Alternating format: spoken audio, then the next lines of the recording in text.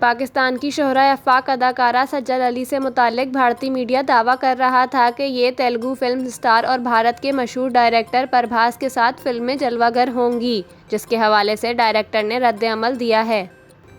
ये दावा film fair की जानिब से नई बनने वाली फिल्म फौजी के करीबी ज़राए के हवाले से किया गया, जिसमें कहा गया था कि सज्जद अली फिल्म फौजी में प्रभास के हमरा मरकज़ी किरदार निभाएंगी। अब फौजी के डायरेक्टर हानू राघवपुड़ी ने इस खबर पर मुख्तसर रद्द-ए-अमल देते हुए तरदीद कर दी है।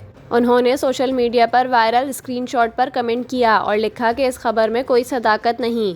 वाज़ेह रहे कि सज्जद अली ने 2017 में फिल्म मॉम में श्रीदेवी की बेटी का किरदार निभाया था। इस फिल्म में अदनान सिद्दीकी ने भी अदाकारी के जौहर दिखाए थे, जबकि भारत में दोनों पाकिस्तानी अदाकारों की परफॉर्मेंस की तारीफ की गई थी।